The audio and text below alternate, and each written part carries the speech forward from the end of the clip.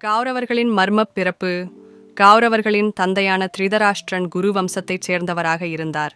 அம்பிகையை திருமணம் செய்த அவர் குலத்தின் எதிர்காலத்தை உறுதிப்படுத்த ஒரு மகனை எதிர்பார்த்தார். ஆனால் திருதராஷ்டிரன் பிறவியிலேயே குருடராயிருந்ததால் அவரது வாழ்க்கையின் சாபம் அவருடைய குலத்திலும் தாக்கம் செலுத்தும் என அறியப்பட்டது. அந்த சாபத்தை தகர்க்க குருவின் ஆசீர்வாதம் தேவைப்பட்டது. திருதராஷ்டிரனின் மனைவியான காந்தாரி ஒரு பெரிய தவத்திற்கு பிரவேசித்தாள்.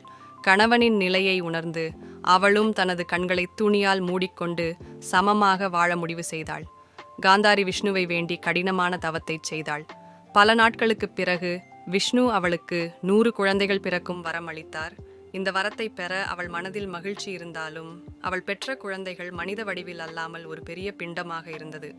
அந்த பிண்டத்தை தகுந்த முறையில் 100 அடுக்குகளாக வெட்டி ஒவ்வொரு பகுதியையும் மண் குடங்களில் வைத்து அவற்றை பராமரிக்க அவளும் திருதராஷ்டிரனும் ஒற்றுமையாக செயல்பட்டனர். நாட்கள் கடந்ததும் அந்த மண் குடங்களில் இருந்து 100 குழந்தைகள் தோன்றின. அவர்களிலே முதன்மையானவர் துரியோதனன். அவர் பிறந்தபோது அறையில் பயங்கர சத்தம் எழுந்தது. இது எதிர்காலத்தில் பெரும் சண்டைகளின் அறிகுறியாக அமைந்தது.